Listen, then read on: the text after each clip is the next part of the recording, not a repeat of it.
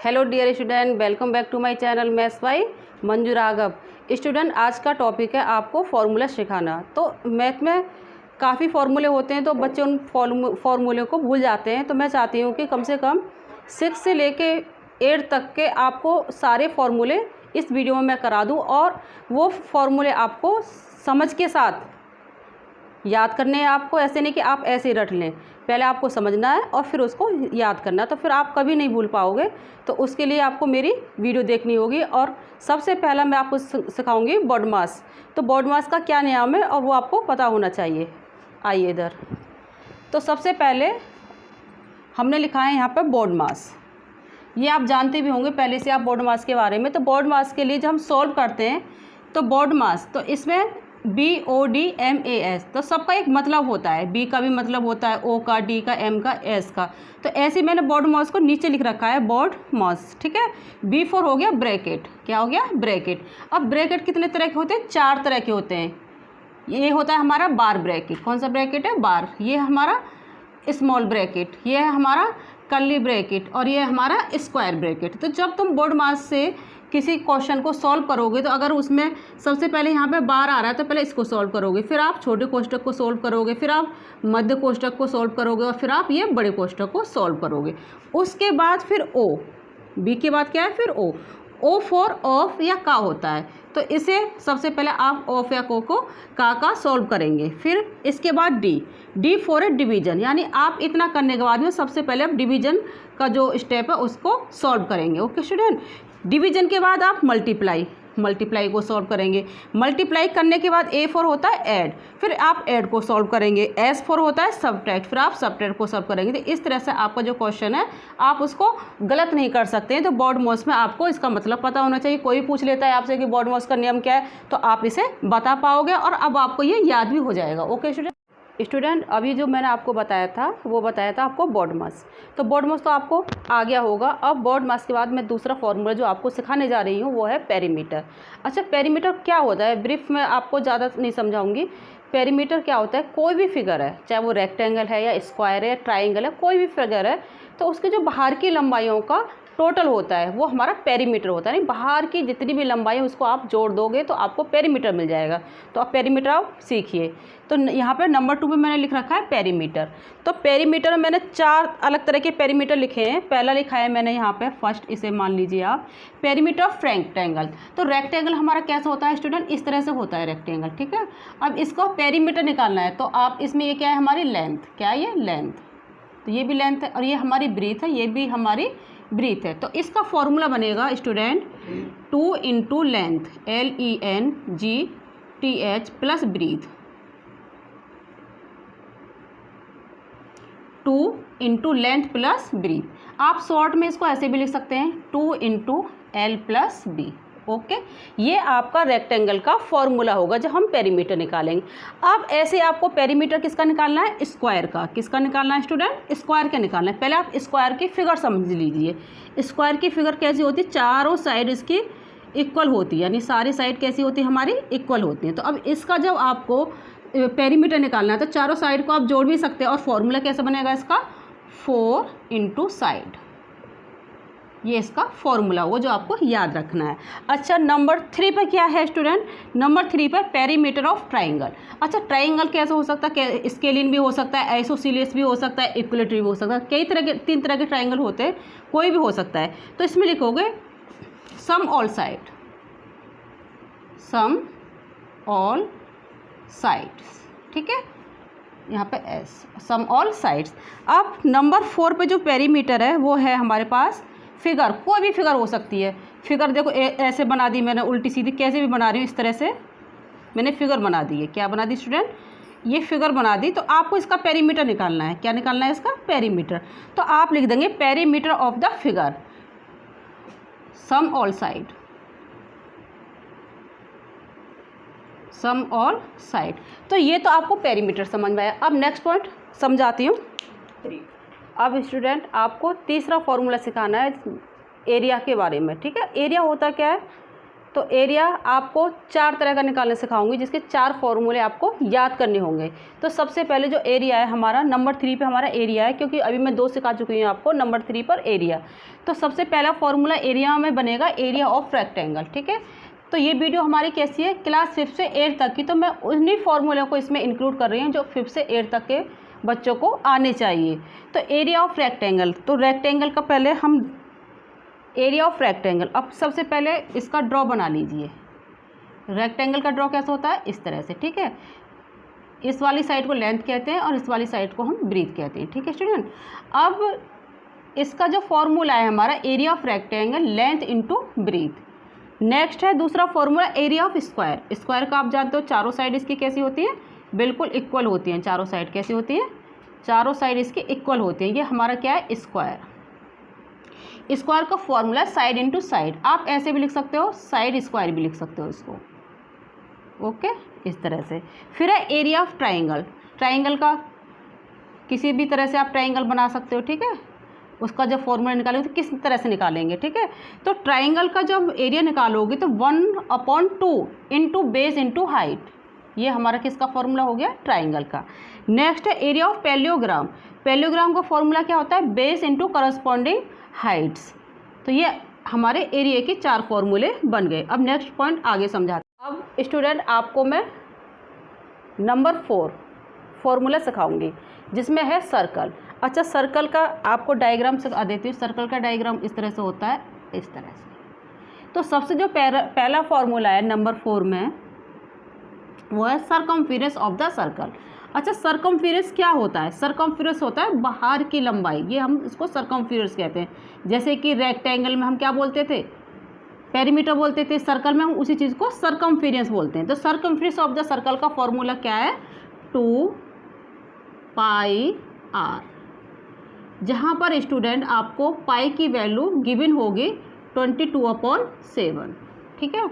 Next formula है इसी में एरिया ऑफ द सर्कल, यानी एरिया ऑफ द सर्कल कैसे होगा, जैसे ये हमारा एक एरिया बना हुआ है, ये सर्कल बना हुआ है, तो इसके अंदर का एरिया निकालना है हमें। क्या निकालना है, अंदर का एरिया निकालना है। तो उसका फॉर्मूला क्या होगा, उसका फॉर्मूला होगा πr²,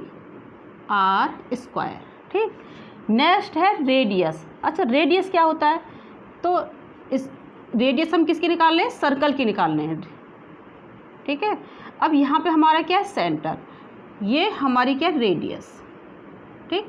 तो इसका फॉर्मूला क्या होगा, डायमीटर की आधी है ये, तो डायमीटर अपॉन 2। नेक्स्ट फॉर्मूला बनाना है डायमीटर का, हमको किसका बनाना है, तो इसमें भी हम सर्कल बना लेंगे इस तरह से।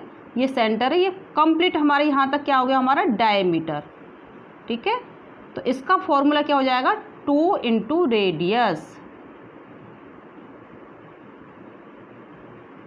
Okay student. नेक्स्ट पॉइंट है पावर्स, ठीक है। पावर्स में भी 5 लॉ हैं, first, second, third, fourth, fifth, जो आपको आनी चाहिए। इस तरह से मैंने नंबर डाल दिए 1 2 3 4 5।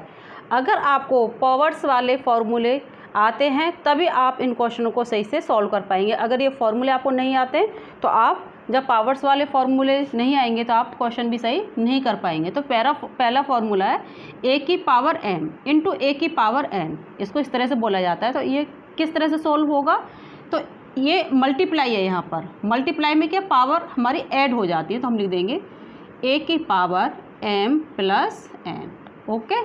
अब नेक्स्ट है a की पावर m और a की पावर n अपॉन में, अपॉन का मतलब डिवाइड है ये, यानी हम इसको ऐसे भी लिख सकते हैं कि a की पावर m डिवाइड a की पावर n।